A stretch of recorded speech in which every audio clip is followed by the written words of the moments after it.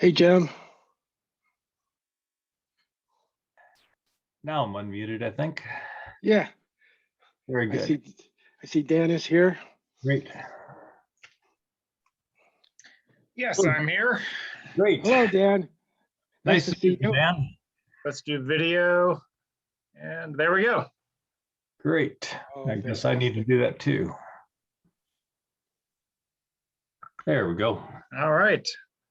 Great, Dan. Thank you so much for this. Is it okay to call you Dan, Dr. Oh, yeah, Gifford? absolutely. Yeah. I mean, I'll work a Dr. Gifford in the introduction, but in with Ted and Dan. No, Dan for sure. Great. Very good. Well, thank you so much for agreeing to do this. Loved the book. It was kind of a surprise. The start of last year, I saw it and it looked interesting enough. I figured, well, it has something to do with Chicago maritime history. I have to get it. And it was really a surprise that your museum background aspect of looking at things really made it an enjoyable book for me. Oh, good. Everybody know that we are recording tonight's program. So it's up to you if you want to have your video on or not. But so just be forewarned. And also when the program starts, please make sure you keep your microphones muted. I will mute, just FYI, just before we start, I will mute everybody. And after that, you have to unmute if you want to talk. All right. So I've got right at 7 o'clock now. Okay, So I'm gonna mute everybody, Jim, and then you can just unmute. Okay. All right, I think I'm back unmuted. So it's been a long year without having all our regulars at the museum. We sure miss you guys and look forward to being able to meet with you again soon.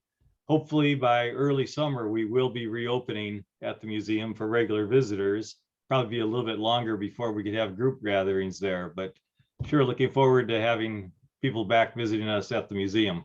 It's been a long time without that, but the time's been well spent working on some new exhibits that will be in the works soon. And a few other nice new items added. On Sunday, watch the newspaper. I think the Sun-Times is going to have an article and a large mural that we've just installed. And we got some other nice new artifacts being added to the collection. So along with all the tough times, some good things are going on at the museum. One of those good things is these programs. We're really glad that we're able to start connecting with a lot of our old friends and a lot of new faces and being able to reach out to speakers from a little farther away. In fact, last year, I wrote this book about this whaling ship and I thought, this is really good, but the guy's 6 hours away. How can I get him to drive 12 hours round trip to come give us a 45-minute talk? And so it's working out great that he can be here with us tonight for this. First, before we get into tonight's program though, I want to let you know that next month's Third Friday program is going to be a very well-known Great Lakes historian. His name is Fred Stonehouse. He's written 30 books on Great Lakes maritime history. And he was also a longtime president of the U.S. Life Saving Service Heritage Foundation. And he's going to be speaking to us on the history of the Great Lakes Life Saving Service here in the Great Lakes. So hopefully a lot of you will come back and join us for that. Tonight, we're doing something a little different with our program. We're very fortunate to have Dr. Ted Karamanski with us to lead a discussion with our guest. Most of you know Ted Karamanski has written many books. Since I'll keep this short with him, just know that for those of you really into maritime history, his book Schooner Passage and his most recent book, I wish I just blanked on the name, sorry Ted. But they're great books if you're into maritime history. His books are absolute must reads. I got his book just out of arm's reach, so I can't grab it here, but so he's a longtime professor at Loyola, and he's the founder and director of their public history program. He's a mentor, a role model, and good friend to us all. So we're really glad to have him here with us, and also as a regular with the museum. So thanks a lot for joining us tonight, Ted. And our main guest speaker, like I was saying, I read his book, and it wasn't just the story of this ship that came to Chicago. It's his background as a museum specialist that gave him a really unique perspective on this story and made the story, I mean, a lot more aspects of it really opened up and made it much more interesting to us as a maritime museum, as well as Great Lakes maritime enthusiasts. So tonight, Dr. Daniel Gifford is going to join us. He's a public historian who focuses on American popular and visual culture, as well as museums in American culture. He received his PhD from George Mason University, I apologize. And his career spans both academia and public history, including a few years with the Smithsonian Institution. That's almost as impressive as working at the Chicago Maritime Museum. But today he teaches at several universities all around the Louisville area. So please welcome Dr. Daniel Gifford. All right, well, thank you so much. And thank you for inviting me and having me. And yes, I probably would have made the drive, truth be told, but this is actually a little more convenient. So I'm really glad that we were able to do this Zoom program. Before Ted and I begin our conversation, what I thought I'd do is actually maybe just go ahead and read the first couple pages from the book, give you a sense of the book and sort of, the setup, the basic structure, what we're going to be talking about. So I'm going to do a quick share screen. While you're doing that, I want to remind everybody, please mute your microphones. Most everybody is. There's a few unmuted microphones though, and we just want to make sure we keep any extraneous noise from interfering once we get started. I will mute myself right now. All right. So. Oh, I'm sorry. One other thing. Once we get going, on the very top right-hand corner of your screen, there's a little thing that says view. If you choose speaker view, see, that will be not when you're screen sharing, but at other times. That way, whoever's speaking will be the main part of your screen. So when the screen's not being shared, click on that view and choose speaker view. Great. All right. Thank you, Jim. Thank you. All right. So like I said, I'm just going to go ahead and read the first couple pages, and then Ted and I can have a conversation about what these pages set up. So we're going to start with New Bedford, June 8th, 1892. It seemed as if the entire harbor had spontaneously erupted into a palette of red, white, and blue. The colors gleamed in the bright sunlight, and a stiff southeastern breeze tugged at the streamers and bunting that were generously affixed to nearly any object or edifice the decorators could find. The summer gusts also played with countless hats, jackets, dresses, and ribbons among the tightly packed crowds who had congregated along the wharfs by mid-morning. A few stalwart boys who sat at water's edge minded their fishing poles rather than the estimated 3,000 onlookers packed behind them. But they too could not keep their eyes off the gleaming hulk of red and white that sat just off to their right. The Wailing bark Progress had been festooned with bunting and streamers which snapped in the wind from the mastheads and yardarms.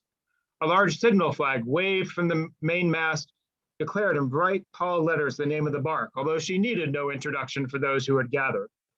The crack of American flags echoed off the facade of the New Bedford Portage Company, before which the Progress lay in wait. Her hull had been painted a bright brick red. Her divots built holding the six-man whaleboats gleamed white, as did the deckhouse. James E. Reed, the prominent African-American photographer who had co-founded Headley and Reed on Purchase Street, ensured that the proceedings were photographed to his exacting specifications and with his famous eye for detail. As the Progress was towed away from Rochas Wharf, the crowd erupted in a deafening cheer which gave way to song. After a turn of Life on the Ocean Wave, Hill's brass band led the New Bedford throngs through the melancholy words of The Girl I Left Behind Me. Harbor traffic, also bedecked in the decorative finery of signal flags and bright colors, added to the cacophony. Bells and whistles accompanied the multitude's rendition of the well-known tune. Ye gods above, oh hear my prayer to my beauteous fair to find me, and send me safely back again to the girl I left behind me. Ladies pulled out handkerchiefs to wave as the bark pulled towards Buzzard Bay. By that blustery day in June 1892, New Bedford had been launching whaling ships to every part of the globe for a century. Thousands of voyages had begun from the same wharfs that the Progress now passed on her way down to the bay: Central Wharf, Tabor Wharf, Atlantic Wharf. Tens of thousands of men had unmoored from New Bedford's docks, knowing the passage of time that marked distance from loved ones would be typically measured in years, not months or weeks. An incalculable number of new people in New Bedford had watched whalers disappear onto the horizon, wondering if they'd ever return.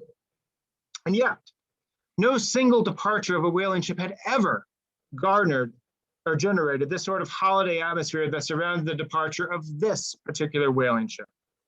This departure was different, special. It carried with it the legacies, dreams, and memories of an entire community. The Progress was not going to sea to hunt for whales, as so many whale ships had done before. She was going to Chicago to be displayed like a crown jewel for all the world to see. She was going to the World's Columbian Exposition of 1893, and New Bedforders were sure that she would be one of the most popular attractions at the World's Fair that promised to be the event of the decade, perhaps even century. She would tell American visitors from Maine to California a story about New Bedford's whaling heritage and history, and to remind the world how New Bedford had once lit the globe and lubricated the Industrial Revolution with whale oil. The cheers and huzzas and whistles gave voice to a civic pride that brought many New Bedfords to tears that day. The Progress would mark their place in history. Now, Chicago, April 14th, 1900. Spring was slowly working its way into Chicago's frigid bones. The day had been mild and pleasant, and that night a full moon rose and shone down from the clear skies. The skybound Century cast a pale light over the lapping waters of the southwest shore of Lake Michigan. It was quiet, save the calls and beating wings of various ducks, gulls, and herons. They would occasionally alight on the now unrecognizable husk of the Progress. She rested on her side in the mud of the harbor of the Calumet, a stench-filled point where the mouth of the Calumet River vainly tried to discharge the accumulation of industrial waste and sewage into Lake Michigan. But the current of the river was not strong enough, and inky pools of oil, livestock blood, and muck collected and shimmered in the moonlight. While steel mills, chemical plants, and packing houses upriver belched and buzzed as a busy hive of modern labor, the atmosphere here was decidedly more graveyard-esque. Surrounding the Progress were the moribund bodies of other vessels in varying states of decay and disrepair. Here was the derelict schooner Mary E. Dykes, damaged in a storm and now poking out from the fetid waters. Over there, just a few feet away from the Progress, was the John A. Dix, a Civil War-era cutter that was falling apart bit by bit. The motley collection had long ago been picked over for anything of worth, but the Progress especially had proven a boon for scavengers over the years. The copper from her hull had disappeared early on. Most of the usable wood went next, taken by men and women who lived on the margins and needed the easily burnable kindling to stay warm. The remaining shell was rank and rotting, part of an inconvenient assemblage that made navigating the Calumet difficult for modern ships. This is where the Progress's story ended, on her side in the foul, fetid waters around Chicago. It would be nearly 2 years longer before fire and dynamite would finally finish the job, and the few scraps of remaining wood, long since shed of their gleaming red paint, would settle into the muddy bottom where only the demolition team and flocks of startled birds would bear witness to this ignominious finale. In between these two moments is a rich tapestry of expectations and disappointments, assumptions and failures that carry a deep resonance today. The sentiments of the whaling industry in the 1890s echo across modern communities of coal miners and steel workers, newspaper journalists, and video store owners. Those who find themselves in a dying industry are often beset by more than just questions about economic security, and hope for the future. They also begin to ask questions about their legacy and place in the larger narrative of American history. Will they be forgotten? Will they be understood? Will they be pitied or celebrated? And who gets to decide? So with that, that's sort of an introduction to the book. And I think sort of sets up why one reason I became so interested in the story. Basically the story of a failure and sort of untangling why that happened. So I'll turn it over to Ted, and I think we can begin our conversation and talk a little bit more about this strange piece of Chicago history, given that it's about a whaling ship. So I'm going to go ahead and share some slides as we go along, Dan and I talking here, just to go ahead and illustrate things a little bit. And on this first slide, Dan, is something that you talked about early in the book, and it relates to the way in which the whaling industry was so intimately identified with the community of New Bedford. So tell us a little bit about the seal on the right side of the slide. So this is a really interesting question, and sort of goes back to sort of the purpose of the book is, what went so wrong? Why was this such a complete failure? And part of answering that question was figuring out how far I needed to go back. When does this story really begin? And so, the structure of the book is such that you really don't, start reading about the progress making its way to Chicago until about the halfway point. And what you're talking about with the seal is the starting point that I picked. And this moment that we're looking at is when New Bedford became incorporated as a city. And one of the things they wanted to do was create a city seal. One of the sort of humorous things about this is they actually had, well, I guess technically it would be the town seal prior to this. Unfortunately, the artist got it wrong. And sort of screwed it up. So when it became a city, they sort of had a chance to do a redo. They sort of were able to hit the reset button. And the seal you see in front of you on the screen is the result of that. And I think there's a couple of interesting things about this. First of all, you can see the whaling ship and just how important it is given, sort of its relationship to everything else in the seal. And then you also have this motto, Lucem Defundo.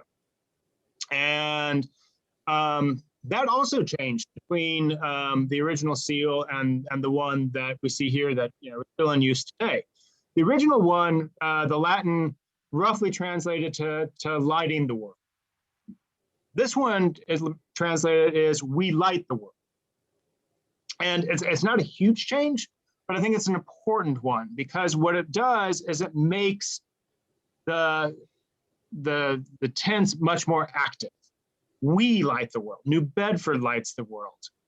And I found that important. I found that to be an important moment because, in this question of what went so wrong, you have to ask, how did New Bedford start to see itself so uniquely? So, how do they revere this industry so much that they sort of assumed everything would go okay, and it obviously didn't. And this is sort of a beginning moment of that, this idea of them actively lighting the world. And one of the things I discovered in my research that I found really interesting and important is the importance of the Quaker faith and those that pursued whaling. As an industry, those that invested, those that became wealthy, those that became New Bedford's elite, were almost all Quakers. And if you know anything about the Quaker faith, you know that it's extremely deeply rooted in metaphors about light and dark. Pushing back the darkness, bringing forth the light, images of the Savior, images of God are always rooted very deeply in metaphors of light. And so the fact that this town was engaged in an occupation that produced things that created light, candles, whale oil, lighthouse oil, sperm oil. All these things that literally pushed back darkness also had this sort of religious sheen, this almost evangelical layer to it. And so I start the book at this moment, I start the book with this seal to sort of capture that sense of importance, that sense of doing not just industrial work, not just profitable work, not just capitalist work, but almost God's work, almost religious work, almost evangelical zeal to this idea of lighting the world. Hence the motto, Lucem Defundo. So Dan, that's how New Bedford kind of defines its identity, begins its romance with the hunting of the whale. How did you begin your search for the story of the Progress, and why? So it's actually something that I don't think is hugely common among historians. This is actually a bit of family history. So my great-great-grandfather, who features very prominently in the book, was also named Daniel Gifford, Captain Daniel Gifford, nicknamed Bloody Dan Gifford, which maybe gives you a little sense of his personality. And he was the one that, just saw him pass by there. He was the one that actually captained the Progress from New Bedford to Chicago. So he was the captain on board. He was the captain. There was a crew from New Bedford. He was in charge of that crew as the Progress traveled from New Bedford to Chicago. I was totally unaware of this. I knew, family history. We knew that we had a whaler in the family. We knew, Captain Gifford, was part of the family lineage, but knew nothing about the story of the Progress or the trip to Chicago or the World's Fair. And it was actually a line in his obituary. It was a line when I was just doing some genealogy, and actually, even before I ever went to grad school, had sort of stumbled into this clipping of his obituary, and there was this one line in it that said, "And Captain Gifford took the Progress from New Bedford to Chicago for the World's Fair." And, it was just one of these things that sort of, well, first of all, how do you even get a whale ship to Chicago? But it was one of those things that stuck with me. And, I went through grad school, I came out on the other side. And this was one of those projects that, it's a classic back burner project. One of those things where, I'd have a little fit and start of research, and I sort of collect, and then that would go into a bin, and then, files that would collect dust. And finally, I just sort of had this moment where I really wanted to tell this story. I wanted to find out more about this one sentence, and really understand what this was all about. So, it was actually a family connection that brought me to the story. But as Jim pointed out, one of my interests is museum studies and the place of museums in American culture. And so, that sort of developed as well. Once I figured out what was going on, that was sort of my other hook into this. So let's go back to the early history of the Progress, just briefly. The Progress didn't start off as a museum exhibit. How did this vessel begin its career? Sure. So it was, launched, I believe in the 1840s, I think in 1842. It was actually originally named the Charles Phelps. It was later renamed the Progress. And it had, sort of a traditional whaling career. And so one that sort of tracks the rise and fall of whaling. So, when it launches in the 1840s, actually out of Rhode Island, that was where it was built. Whaling is sort of at its peak. It's one of America's preeminent industries. William Seward actually calls it America's favorite industry. I don't know if that's necessarily true, but it was extremely prominent, extremely important, extremely profitable. And sometime before the Civil War, but certainly after the Civil War, the industry begins this decline. And at this point, the renamed bark Progress, is part of that. It survives the Civil War. A lot of whaling ships didn't. And eventually is sort of repositioned, redirected to the Arctic. And this marks sort of an interesting turning point for whaling, where the development of petroleum products, the discovery of petroleum products coming out of Pennsylvania and other states, as well as the introduction of natural gas. Whale oil isn't needed for lighting as much anymore. Interestingly enough, lighthouses continue to burn whale oil. That's sperm oil. But whaling sort of has the second life that it gets not from pursuing blubber, but by pursuing baleen. And baleen are those long bits of cartilage that toothless whales use to feed. They suck in all the water. It goes through this sieve that the baleen forms. That's how they feed on krill. For humans, that baleen, sometimes called whale bone, erroneously, could also be shaped very easily. It was sort of the same way you might think of plastics today. So it could be easily bent into eyeglasses, umbrellas, but most importantly, women's corsets. And so whaling sort of has the second life in the pursuit of baleen as opposed to whale oil. Why is that relevant? Because that sends all these whalers to the Arctic.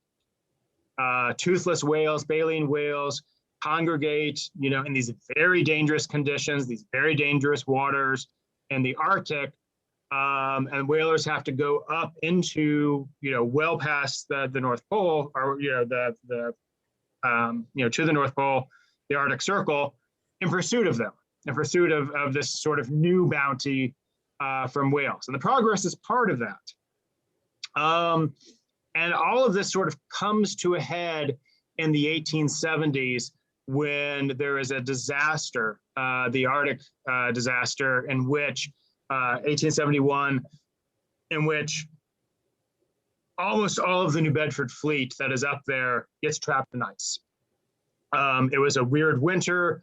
The whalers, really didn't pay attention to some of the warnings from the indigenous population, and they sort of rush in when there's a chance to go into these waters, and very quickly the ice just sort of reemerges, reconverges, and crushes. Just one account describes it as an eggshell being crushed. Ship after ship after ship, and as you point out, 33 ships. The Progress was one of the few that wasn't crushed. It was far enough south, and it stayed far enough south that it was still there. Amazingly, think of 33 ships with all of their crew, captains, crew, including some women and children that traveled with the captain. That was sort of his prerogative to sometimes bring family. All of them had to escape over this ice through the channels to the very few ships that remained outside of the ice. And the Progress was one of those. And so over 1,000 men, women, and children go through this ice and manage to escape down a very narrow channel to the Progress, and a handful of other ships that have managed to survive. And then they all 1,000 plus on these 5 ships head to Honolulu. So the Progress sort of has this moment of fame where it sort of gets retold over and over again as one of the rescue ships in the Arctic disaster of 1871. But it has a little bit of fame prior to the World's Fair. So, but sort of has this, as I say, it's sort of this very representative career of launching in sort of the golden age, going through the heyday of sperm whale pursuit, especially in right whale. Then the Civil War coming out on the other side, and then on up to the Arctic. And then by the 1890s, when we get to the World's Fair, it's basically in dock. It's sort of rotting in its berth in the New Bedford docks, and hasn't gone a whaling for many years. So whaling by 1892 is in a pretty sorry state as a business. And yet New Bedford, when they hear about this World's Fair that Chicago is trumpeting all across the country to drum up support for people to come to it, New Bedford hits upon an idea to go ahead and send a ship. Eventually, of course, it's the Progress, but to send a ship. What is the rationale for New Bedford to put energy and artifacts into the creation of this exhibit? So by the 1890s, not only do you have whaling as a diminishing industry, but you also have the rise of another industry in New Bedford, and that's cotton manufacturing, cotton mills. And you might be familiar with other mill towns in Massachusetts. Lowell, is perhaps one of the more famous ones. New Bedford was a little bit late to the game, and part of that was because of whaling. While people could make money in whaling, they sort of pushed back other industries. But by the 1870s, 1880s, and 1890s, it becomes clear that whaling, is diminishing. It's not as profitable. Money can be made in cotton, and sort of the dynamic of New Bedford is changing. But what's so interesting is these same families that made their fortune in whaling are now putting that money into cotton manufacturing. And then there's this sort of smaller coterie of families that keep with whaling, even though it's a declining industry. It's not dead. There's still whale ships that go out each year. In the 1890s, there's still whale oil and baleen that comes, through various ports each year.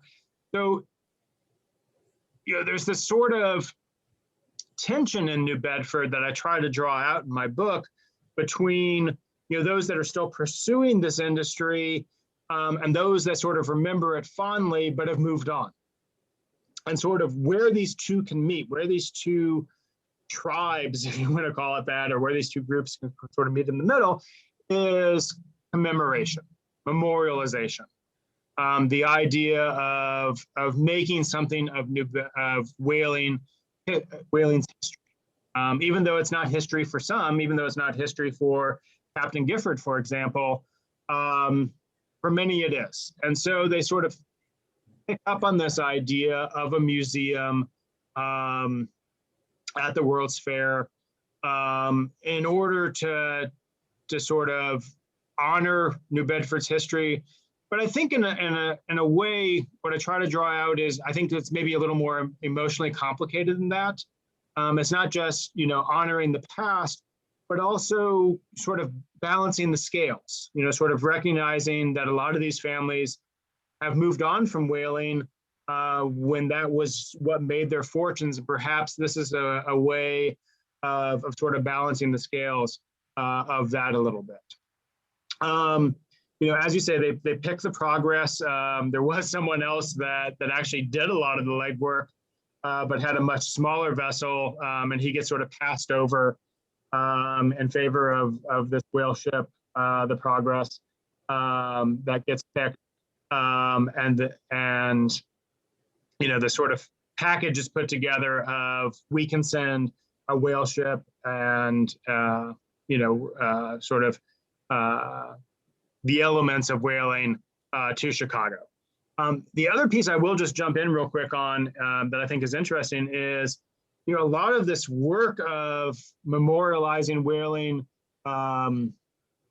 sort of educating the public about whaling had been done by the Smithsonian in previous exhibitions. In fact, here in Louisville and in the New Orleans, what was then known as the National Museum has sort of stepped up and done pretty elaborate displays of whaling for those exhibitions. Well, lots of models, dioramas, a big sort of canvas, painted canvas, this sort of pyramid of all the whaling instruments, leading up to, some peak.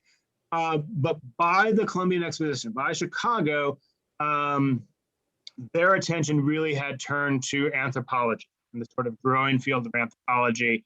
And they just basically said, we can't do whaling. It's not in our purview. We're not in that game anymore.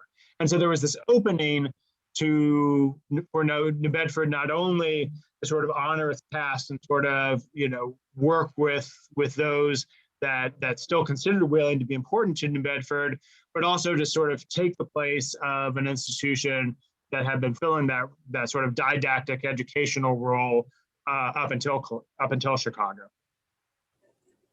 So they outfit the ship, and you can barely see it here, the picture Dan shared with us earlier, and they send it to Chicago. But I thought it was kind of interesting. They've got this perfectly functional sailing vessel, and she's ingloriously towed up the Atlantic coast into the Gulf of St. Lawrence.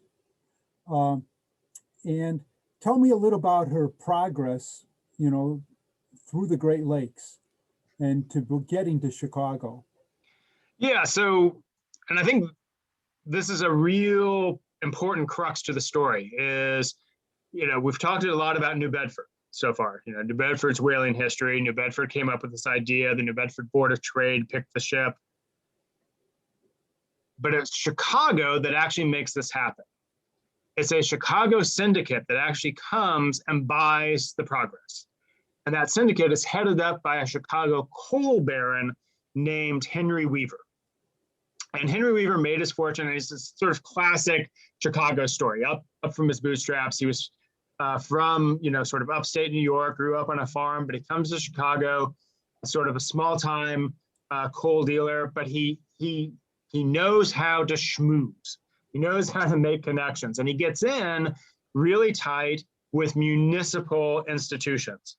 So all of the jails and hospitals and schools and anything else that was a Chicago municipal institution, all those buildings were supplied, their coal was supplied by Henry Weaver. And so Henry Weaver basically becomes a Chicago millionaire off of this. Henry Weaver now owns the Progress. And it's a syndicate, there are a few others that bought shares. Henry Weaver is the majority owner. What he knows about whaling, is probably, the sum of dime novels and fiction, in magazines. And so, he buys it. He puts sort of his lieutenant is this really sort of, interesting, sort of silver-tongued, smooth talker who's a horse guy. He's a superintendent of one of the prominent liveries in Chicago. Puts him in charge, puts him on the vessel, and then my ancestor and the New Bedford crew to actually bring it to Chicago. To get to your question, of this sort of unceremonious towing, part of it is that, the Chicago side of this, wants to preserve the whale ship, wants to preserve the sails, wants to preserve, and parts of this of the journey can't be done other than by towing. And so, you have this sort of tension between the Chicago syndicate, whose job it is to get it to Chicago, and this traditional New Bedford whaling crew that are used to being out at sea. And it becomes very clear very early on that the New Bedford side of the equation is pretty unhappy. They do not like this idea that they're being towed. They don't like the idea that they're in freshwater. Once they hit the canal system, Lachine Canal and the Welland Canal, and there's bridges to deal with, all of those beautiful masts you see have to come down. So, this beautiful whaling bark basically gets stripped down to its bare bones, and all of that's loaded onto barges. The keel is removed. It has to be as light as possible. And even then, the whaling crew sort of grouses about all the scrapes and bumps that the poor old gal is taking in this journey. And so reporters sort of along the way note how, these old tars, these sort of salty old mariners, really are not all that happy about their journey to Chicago. And yet on the other side, you have the Chicago owners and investors that are trying to build up excitement, trying to build up, the buzz and the hype around this whale ship that's coming to Chicago, and all these intermediate stops along the way. So eventually, they make their way through the Great Lakes. A couple of their stops, you talk about how the visitors to the ship start looting artifacts from the museum. And this makes Captain Dan a little upset. And Bloody Dan is not somebody you want to get upset. And he starts like even saying, we don't want people on the boat, but eventually they get to Milwaukee. Tell me about the time, because they spend a considerable amount of time in Milwaukee, don't they? Or they do. So they sort of split their time between Milwaukee and Racine as sort of the last stops before the big debut in Chicago. And this is where, I think if you go back to sort of my original premise, what went so wrong? That journey that we just talked about. So the other stops that it makes, it stops in Buffalo. It stops in Montreal. First one's Montreal. Second one's Buffalo. By Detroit is when Bloody Dan has had enough of everybody, so he won't let anybody on board anymore, which I'm sure drives the Chicago side of the equation crazy because it has lost ticket sales. And then they finally make it to Milwaukee and Racine. And by that point, you really have a sense of what this museum has become. So if you start back in New Bedford and even that first stop in Montreal, what you have is really a pretty authentic. It's not, like you say, it's still being towed. I mean, how authentic is it? Really, but more or less a pretty authentic whaling museum experience. Those press accounts out of Montreal, especially, they were seeing the tools, they were seeing the harpoons, they were seeing the try work.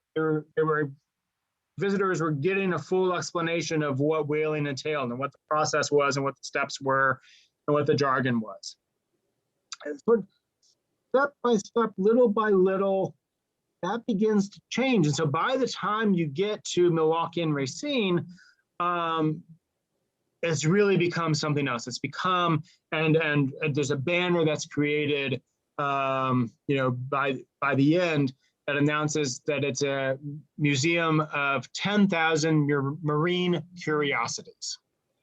And so this idea that New Bedford had of this very sort of educational, didactic, we're really going to, walk people through whaling and what it is and why it's important. And that really has shifted into something that's much more eclectic and much more based on just, sort of marine bric-a-brac from around the world. And by the time you get to Milwaukee and Racine, they've had a chance to sort of pull everything out, put it all in its cases, and the entire space between decks is basically turned over to this new museum, this new idea of a museum of marine curiosities. When I say marine curiosities, it was everything. It was seashells, it was coral, it was bird feathers, it was stuffed giant turtles. It was a mummified boy from Australia. It was supposedly the sextant off the Mayflower. It was artifacts from the Greeley expedition. It was Eskimo clothes. I mean, anything you can imagine other than stuff that actually was related to whaling had become sort of the underpinning of the museum by the time it arrives, into the Great Lakes and ultimately. So Dan, when they're in Milwaukee, something happens that I think has some interesting sort of racial overtones. The crew who'd come from New Bedford is discharged. And of course, at this time in the history of whaling, a lot of the crews for New Bedford ships were not stout New England lads, but men who had signed on in the Azores or the Cape Verde Islands, many of whom were essentially African. Do you think this was a factor in why they discharged the crew? Because initially they said, we're going to have the authentic crew and we're going to reenact whaling for the people of Chicago.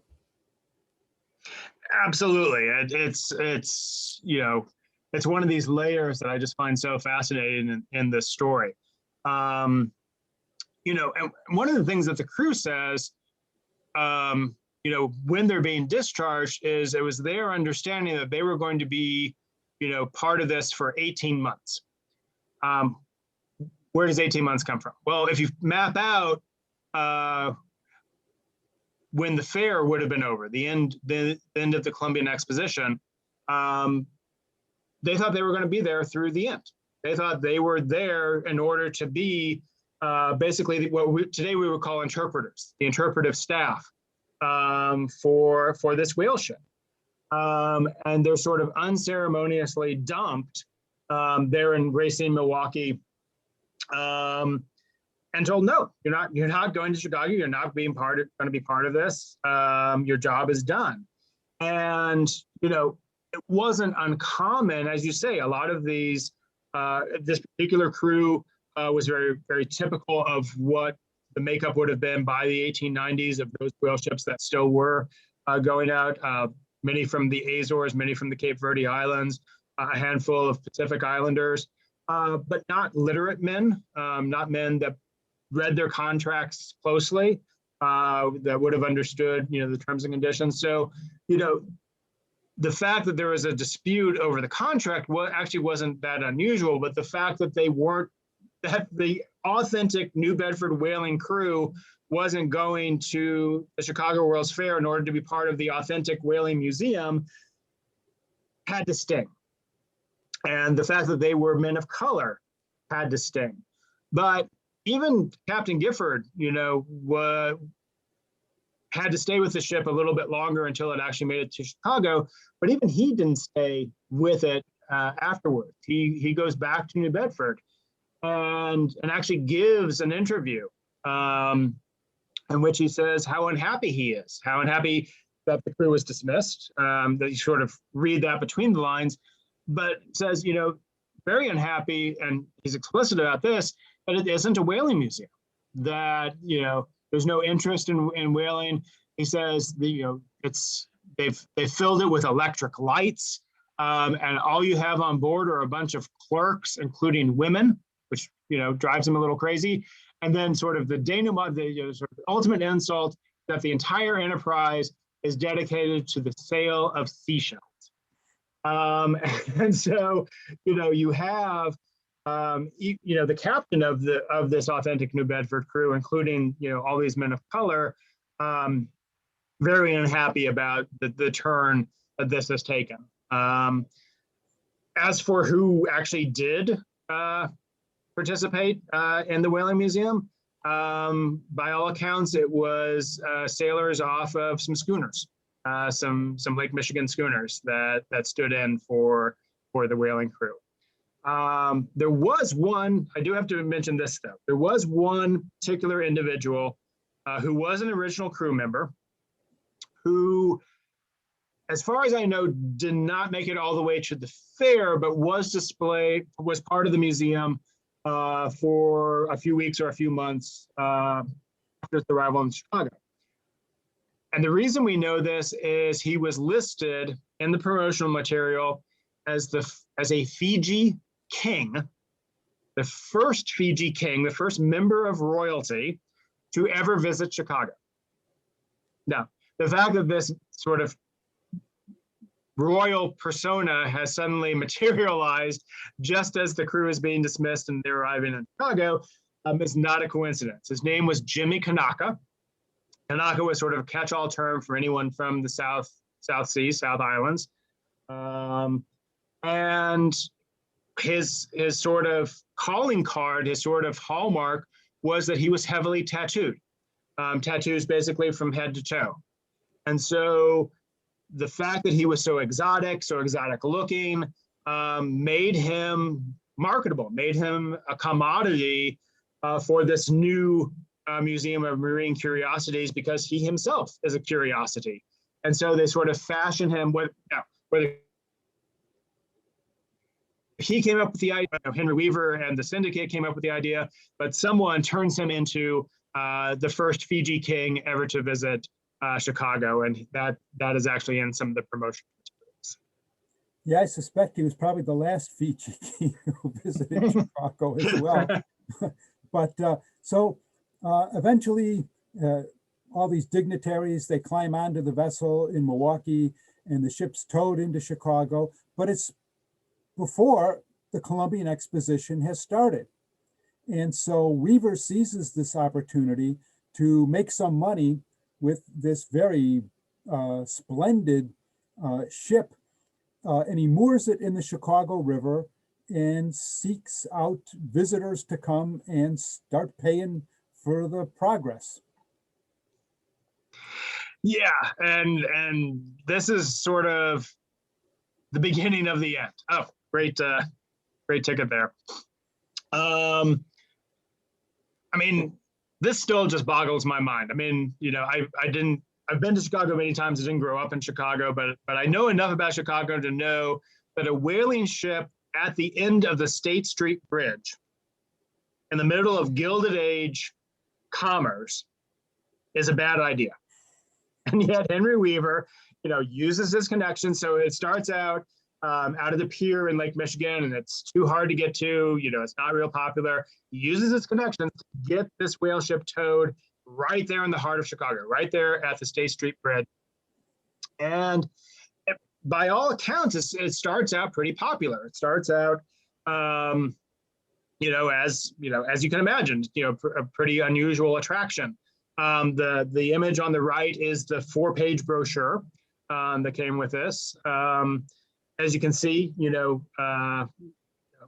the ship is displayed.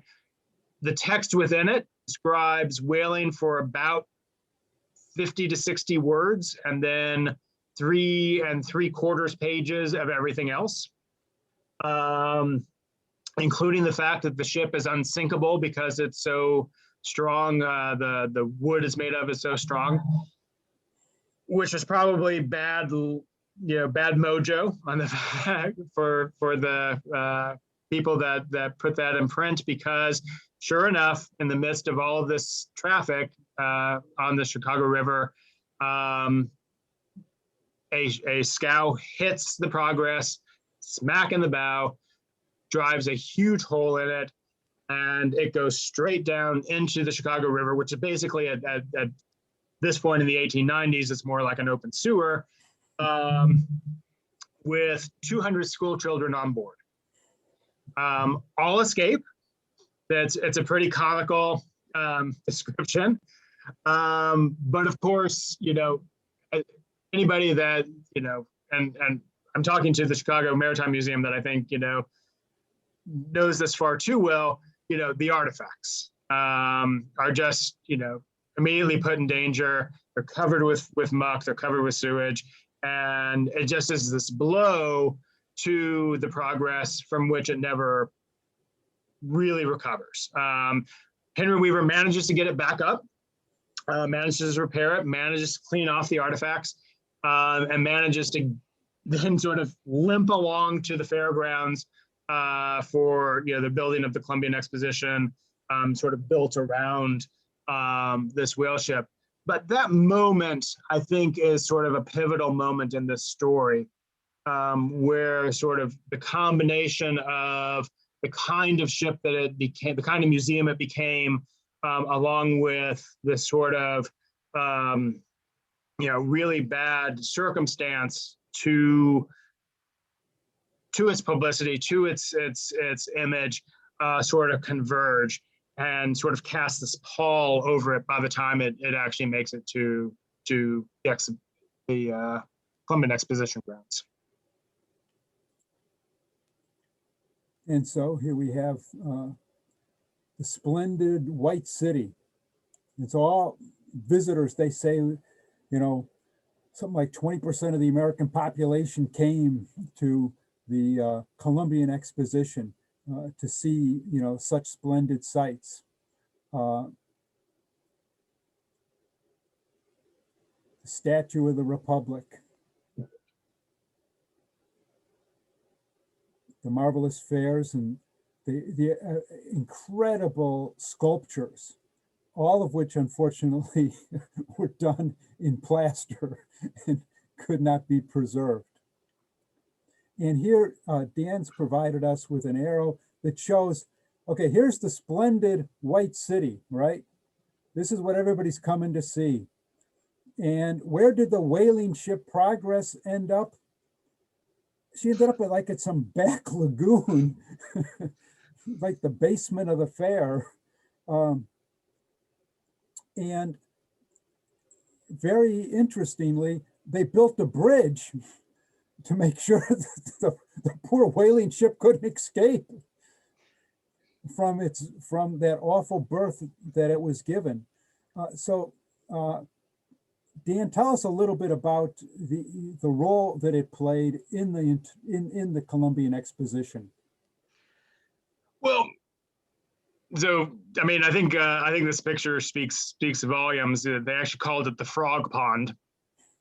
The South Pond was its technical name. The Frog Pond is what everyone called it. And I think this sort of sums up the fact that for all of New Bedford's hopes and dreams for this sort of ode to whaling, this sort of pristine museum that would show the world the importance of whaling, it just gets lost. And the fact that it really wasn't about whaling anymore, the fact that it was sort of tucked off in this corner, and the fact that the Columbian Exposition was celebrating in many ways modernity, was celebrating progress, was celebrating the fact that America, was on the same industrial and imperial stage as the rest of the world. So looking backwards to this bygone era of whaling, didn't make a whole lot of sense. And so there's really no other, well, and from the part I read at the very beginning, ultimately this was a failure. It was a huge financial failure for Henry Weaver. He actually goes into receivership during all of this and basically loses any money he put into this. One of the many problems is this was actually a ticketed attraction. We saw one of those tickets in an earlier slide. That was common for the Midway. The Midway was the sort of carnival part of the Columbian Exposition. It's where the Ferris wheel was. It's where the belly dance was. It's where you could go on a camel ride for a quarter. But the White City, what we're looking at here, was all meant to be included in the ticket price. And there were only 3 things that weren't included, that were part of the White City that weren't included in the ticket price. One was a reconstruction of Anasazi ruins and that you see in Colorado. One was the gondola system, and the third was the Progress. So, on top of, maybe it not being the right museum, the right tone, the right place, you also had this problem of people didn't want to pay what was essentially, it was 25 cents to go on, which kind of amounts to a full price movie ticket. Like if you buy one of the, IMAX 3D, primetime movie tickets, this is about the equivalent. So it wasn't out of reach, but it wasn't cheap. People had to really want to see it. If you look at it, you can walk by it. You can see the ship, sort of sitting, sort of picturesquely in the water. You can say, oh, wow, cool, they have a whale ship here. But do you really need to pay money to go on board? You really need to pay money to see, this museum that is as much, an eclectic bunch of hodgepodge as it is, something that's really engaging and really, significant to your time at the Columbian Exposition. So, on top of, all the problems that it had, sinking in the Chicago River, I think it just has this real problem finding its place and finding its voice once it's at the fairgrounds. And as Ted mentioned, it has to be moved in early so that they can build all those bridges around it and sort of encase it, in this spot. And so it spends many months, including winter, which, Chicago winters are not kind on anything, much less a whale ship that's, seen better days. Basically just sitting in the frog pond, waiting for the fair to open. So it's many months of lost revenue for that reason as well.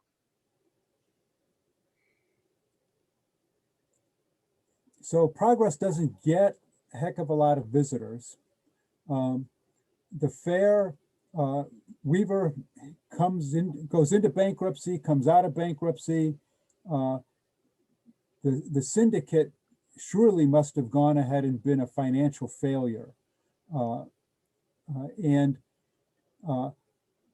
happens to the Progress in the wake of its time in Chicago? Well, there's sort of 2 answers to that. There's what happened to the Progress and what happened to everything on the Progress. So I'll answer the second question first. So Henry Weaver does have one final trick up his sleeve. He lost his shirt. There's no doubt about that. But he does manage to secure a pretty tidy sum for all of the objects, all those marine curiosities, those 10,000 marine curiosities between decks. He manages to find a buyer for that. And the buyer is the new Columbian Field Museum. And so the Field Museum gets all of the stuff that was on the Progress. And that becomes one of the major founding collections of the Field Museum. And there's more to that we can talk about. The Progress itself has a sadder history. Basically Henry Weaver abandons it. He says, wash my hands of it, get everything out of there, get everything, get all the stuff, but basically just leaves it in the frog pond. And so it starts to deteriorate as the fair deteriorates. The fairgrounds, of course, were all meant to be temporary. It's all temporary structures. There's 2 fires that sort of wipe out huge parts of the fair, which, here you have this whale oil soaked wooden ship that somehow survives 2 major fires on the fairground. I don't know how it managed to do that, but it does. And eventually it becomes so deteriorated, it's becoming a public nuisance. Kids, are climbing on it. Parents are freaking out that their kids are climbing on it. It's attracting, vagrants. And so they managed to get it out, pull it across the sand, basically, the silt that's formed into the frog pond, get it out into Lake Michigan, where it promptly sinks. They raise it a couple times. They try to come up with different ideas for it. Nothing ever really sticks. And it sort of gets, towed around until this final resting spot at the mouth of the Calumet. And that's where it meets its final end with fire and dynamite in 1902. A full 10 years after it departed from New Bedford. And what's so interesting about that timing is, even though this is now a Chicago story, even though this is part of Chicago history, New Bedford was fully aware of this fate. There are all these stories that go back to New Bedford's newspapers about the progress over these 10 years, including its final sort of, sad ending. And within just a few months of that, New Bedford itself has gathered and started to think about creating a whaling museum. But this time a whaling museum in New Bedford that's part of the community. And what's so interesting about this discussion is the complete amnesia about the progress. No one talks about it. No one mentions this failed museum, this failed idea, that the artifacts that already went to Chicago and never came home, the whale ship that went to Chicago and never. That sort of gets scrubbed from the narrative, and yet the timing is such that as soon as this finally ends, New Bedford as a community comes together and creates what's now, a world-class institution, the New Bedford Whaling Museum, and one of the premier maritime museums. I think many people would agree. Dedicated to whaling history and science and education.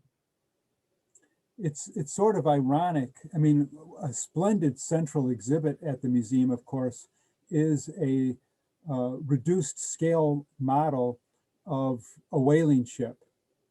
But they'd let the real thing get away. And you got to go to Mystic if you want to see the last American whaling ship, the Morgan. But they still, with this exhibit, it seems like they still wanted to try to get across the notion of what it would have been like to be on a whaler.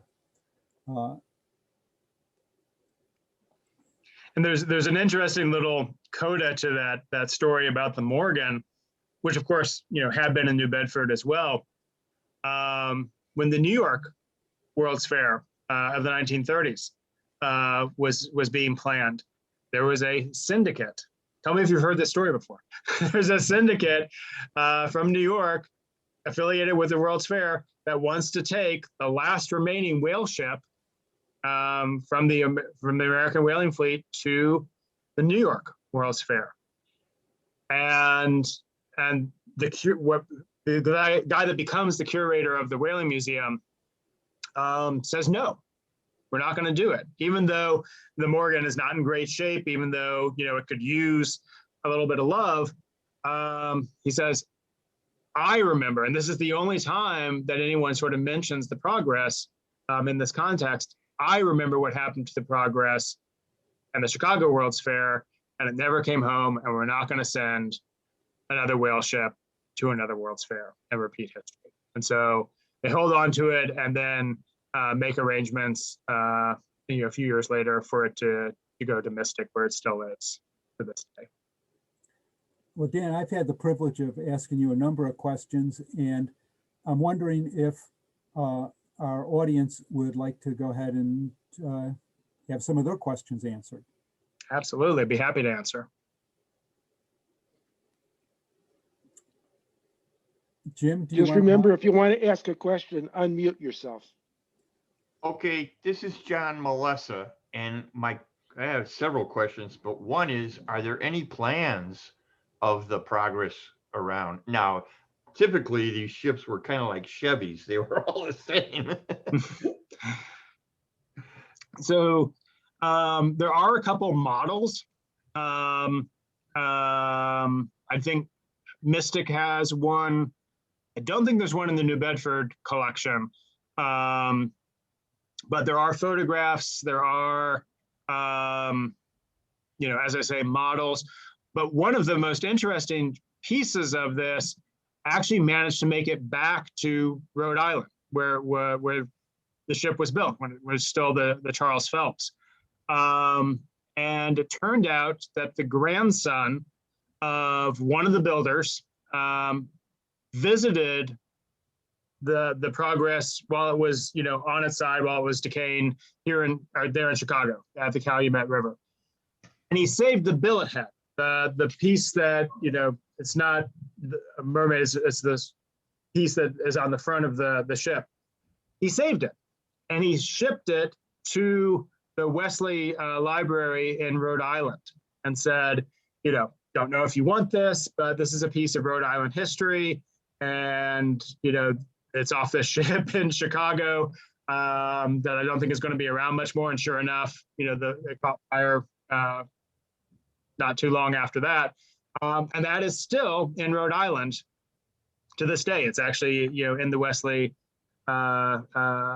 Library in the town of Rhode Island. So that is the only piece that's the piece of the ship that survives, as well as, of course, the collection that's in the Field Museum. Okay, I had another question, and that is, obviously, to go through the Welland Canal, they had to de-rig the ship. Can't go through the Welland Canal with the mast. When and where did they re-rig the ship? Buffalo. So they got to Buffalo, and that's when they start to put it together. But the fact of the matter is, it didn't look like a whale ship when it arrived, and the press was pretty harsh. And so, one of the things I try to draw out in my book is this sort of tension between the ideal of whaling and the ideal of a whale ship and the reality. The reality that to go through the Welland Canal, you have to take everything off and strip it down to, basically its knickers.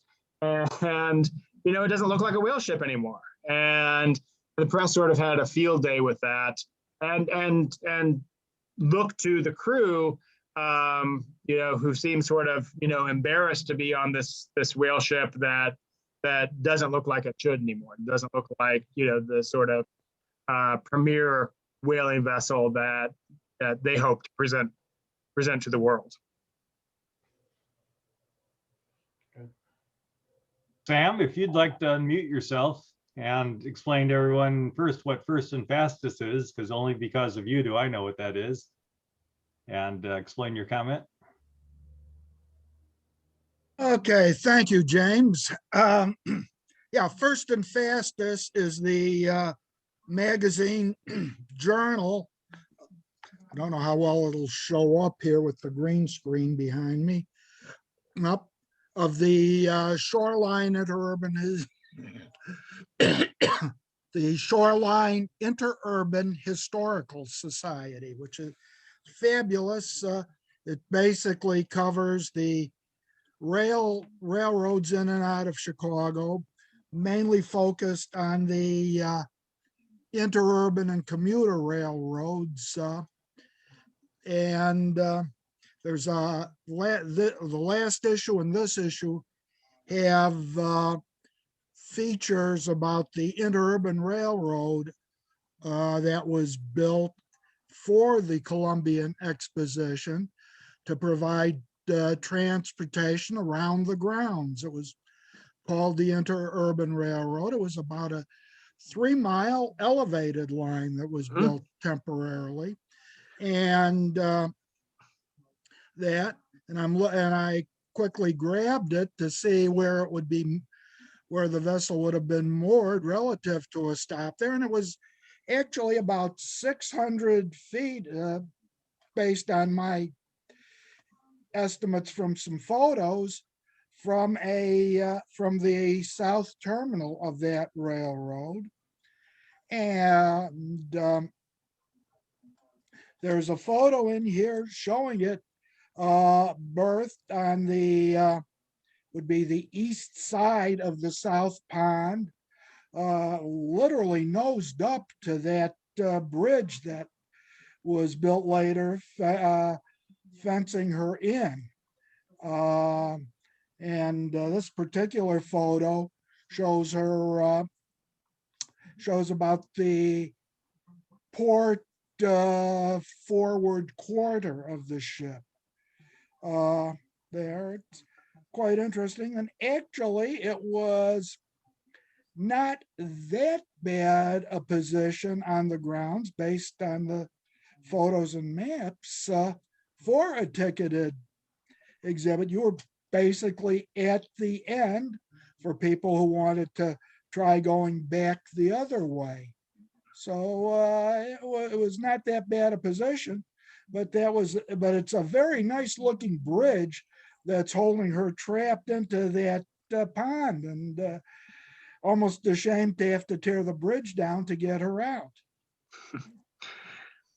Yeah, and actually they didn't tear the bridge. I mean, I don't think the bridge survived the fires or deterioration, but they didn't get the progress out by taking down the bridge. They actually towed the progress across that spit of land that separated it from Lake Michigan, and just basically yanked it across to the other side. And actually, yeah, I think you can. Yeah, you can see. Okay. You can see how the rail, it sort of goes off the picture here, but you can see how the rail loops right there, in front of it and behind it. No, not so much according to this photograph, and that it it appears the ship, the bridge, it appears, well, actually that shows the intramural, the pond coming around there, the other side of the ship. The caption to the photo indicates that there were 3 ships sent by the Spanish government, 3 large sailing ships to represent the Nina, the Pinta, and the Santa Maria. Right. Since after all, this was commemorating Christopher Columbus and his voyage. Daniel? Yeah, there actually were multiple ships. There was a Viking ship that came through, a replica Viking ship, the replicas of Columbus's ship, and I forget where they actually weren't far from the Progress. I'm actually scanning the map to see if I can spot them on here. From my understanding, they were in the Jackson Park Harbor. Not so much, not according to this photo. Matter of fact, this photo that I'm looking at is in many ways different from your artist rendering there. There are just some things that don't really tie in between the rendering and the photo. That wouldn't be a big surprise. That Yes, happens a lot. I realize, Ted. The other thing, you can tell that there's a pier that goes off the end of the map, and it's possible that there were more things were moored that went out further with more things moored on there. Yes, well, that pier is that wishbone, that loop you see there is from a moving sidewalk type affair that looped around to get people around from the mainland out to the end of that pier. And that pier was mainly for the steamers from downtown and across the lake coming in. And then people would debark there and walk around, get on the Interurban Railway to visit the rest of the fair.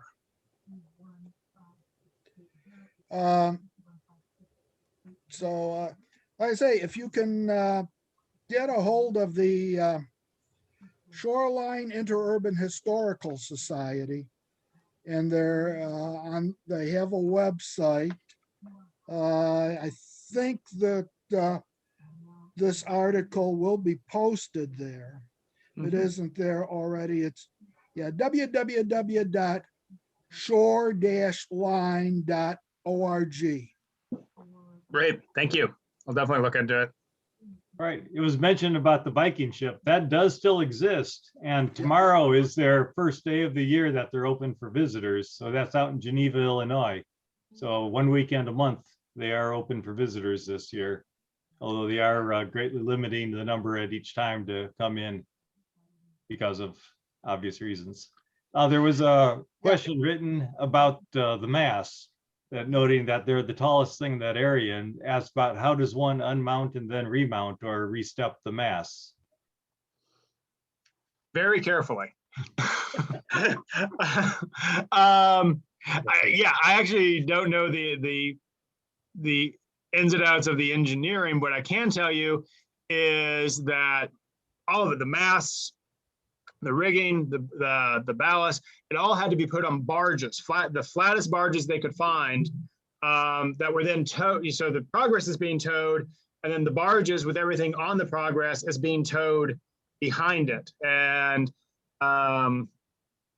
there's a great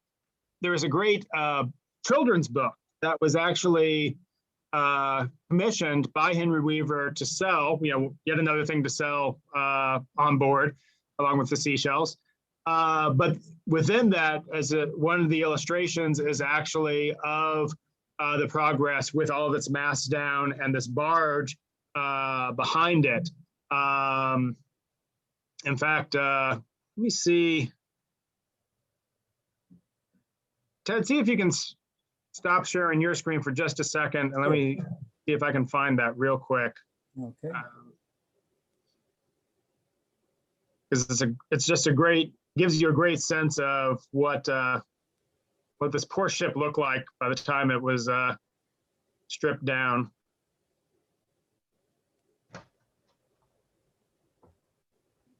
Give me just a second here.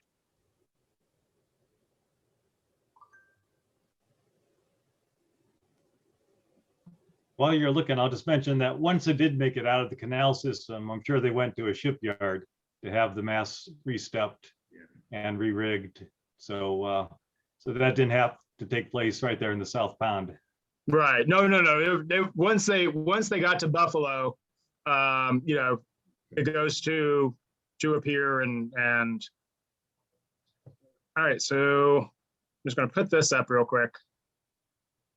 Yeah, you can see the poor masts, basically stripped down, and then how it's being, so the Progress is being towed, and then behind it is a barge with all of the stuff being towed as well. And you can see the passing through the St. Lawrence canals caption there. So this is from the illustrated children's book that was sold as part of the museum experience. Daniel? That town in Rhode Island with the library, could you spell that for me? Westerly, Westerley.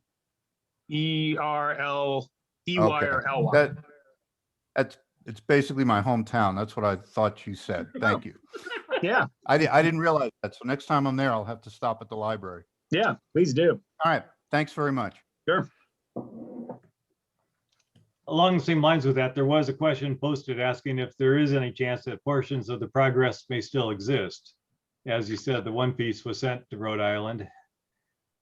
But My guess is no, because the fire, so it was two parts that basically wiped it out. There was a finally caught fire middle of the night, February of 1902. And by all accounts, it was a pretty big fire. I mean, you know, it attracted a lot of spectators. You know, as I said, this whale ship had been soaked in oil for decades. So, you know, it seemed to go up pretty darn well. And then,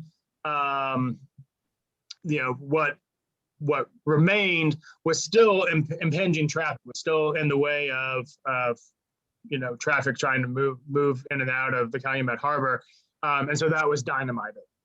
So by the time you take fire and dynamite and then whatever sinks to the bottom, you know, 100 years ago, you know, maybe there's something left, but my guess is probably not. Dan, from the way you described the situation, I intuited that the towing companies probably got together and burned the sucker. Yeah, I mean, so one of the, I mean, I won't call it a funny thing, but one of the more interesting things is both at the State Street Bridge and then, you know, there in Lake Michigan, you know, you have this relic of the past basically impinging Chicago's modern maritime traffic, you know, whether it's, you know, on the Chicago River or Lake Michigan. It's in the way. You know, it's this piece of history that nobody wants, that's sort of gumming up the works and blocking things up. And so, you know, I suspect you're right. I suspect, you know, the fire, you know, may not have been accidental. But there's a lot of speculation as to whether the accident at the State Street Bridge was accidental or whether it was intentional, because it was a pretty open secret that anybody that had to navigate around this whale ship, around this tourist attraction whale ship, was pretty ticked off that it was there. And so there was a lot of speculation that, you know, maybe this wasn't an accident that sent it to the bottom of the Chicago River. Maybe it was intentional. Or if it wasn't intentional, certainly no tears were shed. Another question was posted about when the Progress is being towed. It appears that the bottom parts of the mast were still in place. Is that correct? And it would have been possible to use gin poles to sway the other pieces of the mast up. Yeah, that I don't know. I mean, I didn't get into that level of detail in my research. You know, and the illustration was done after the fact. So, you know, the illustrator that Henry Weaver contracted for that actually wasn't there for the Voyage. So it's possible that they were completely removed as opposed to partially removed. But, you know, given that it was a children's book, you know, it may not have been, you know, an eye for historical accuracy.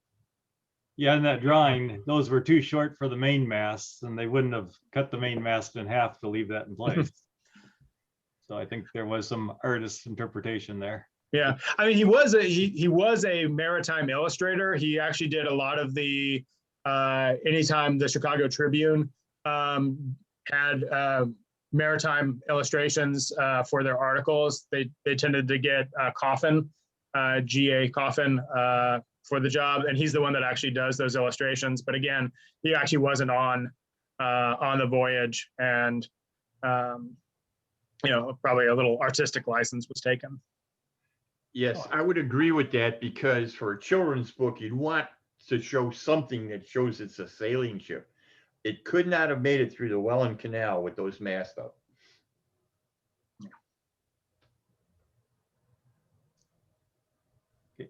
Early on, there was a compliment made for you here. It says, let me find it.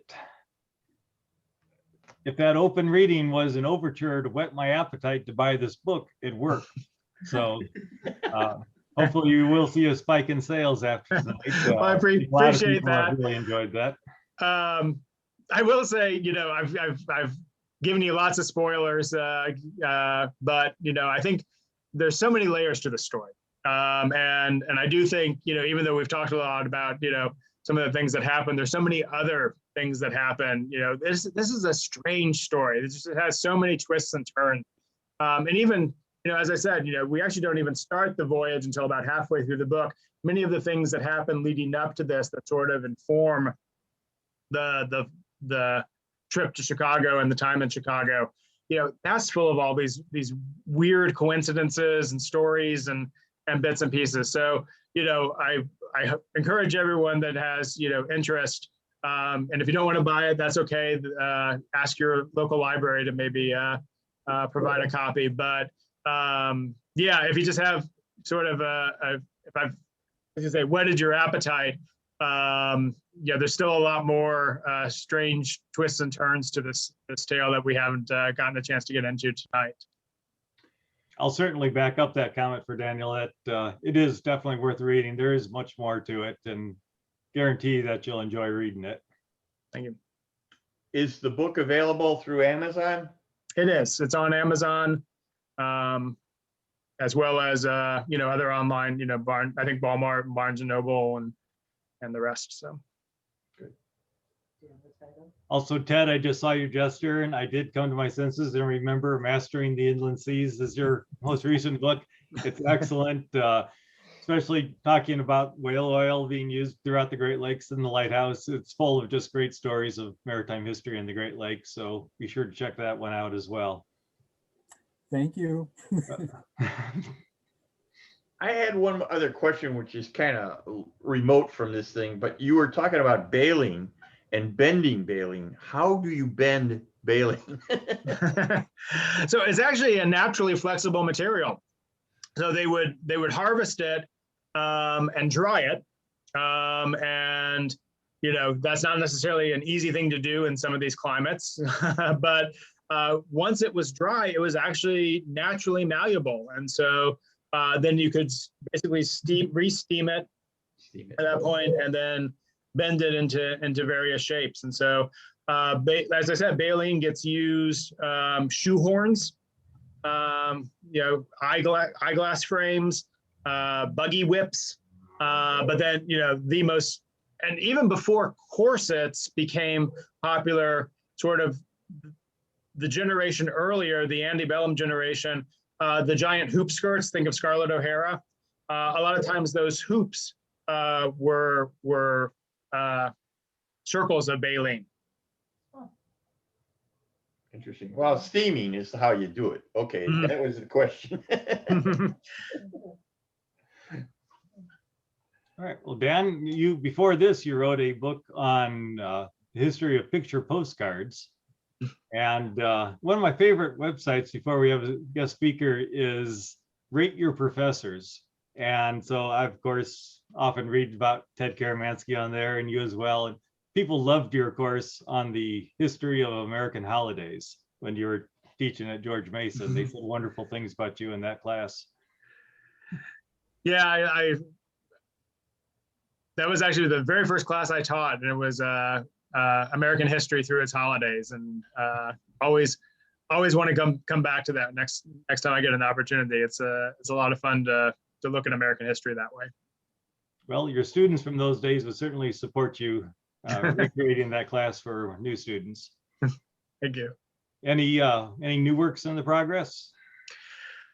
I think I need to take a break. I actually am taking a break from researching and writing, but I am serving as a guest curator for one of the museums here in Louisville, and looking at something completely different, the Tudor Revival movement in both Louisville and the nation. Of course, Chicago has some fantastic Tudor Revival homes and buildings, so that's what I'll be working on for the next couple of years.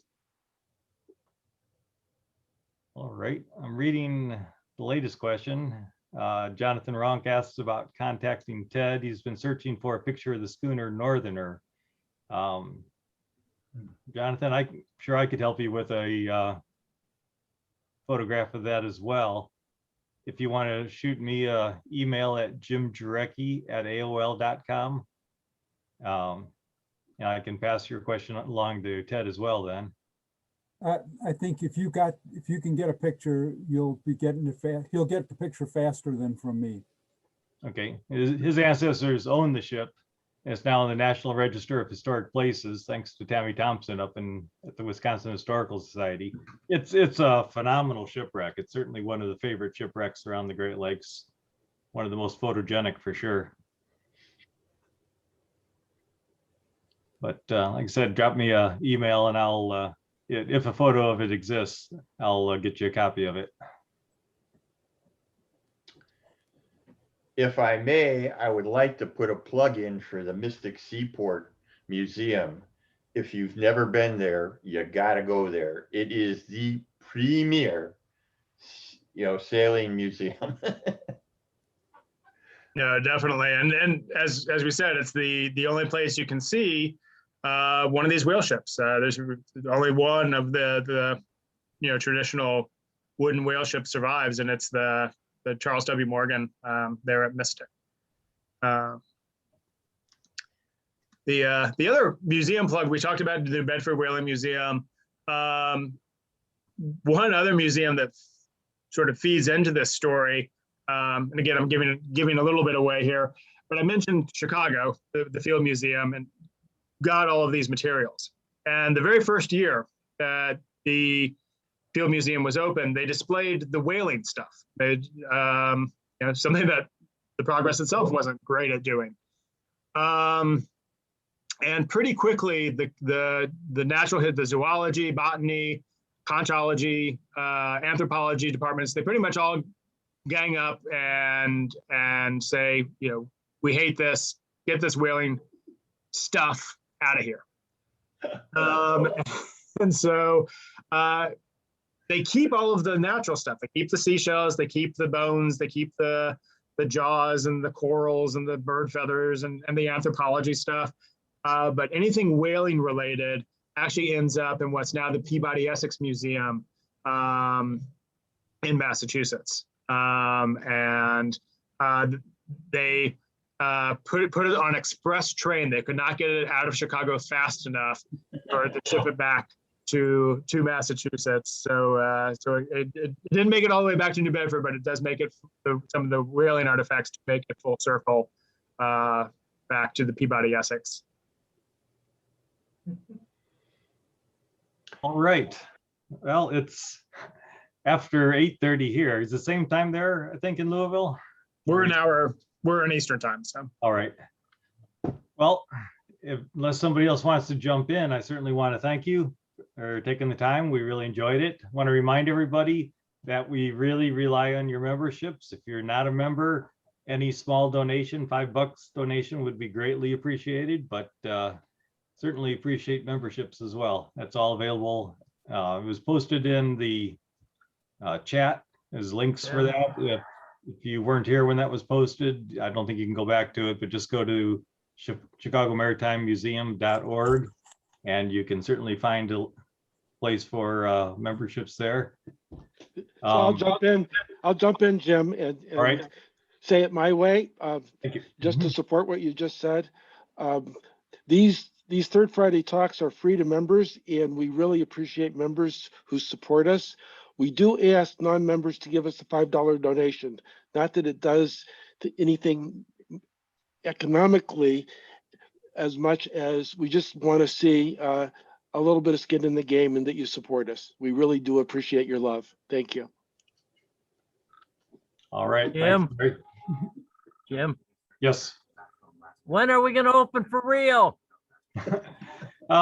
We're shooting for June. That may be a little ambitious. Well, I'll pick that one up as well. Okay, As far as opening, we probably could open in the next few weeks. A lot of the work needed to reopen has been done.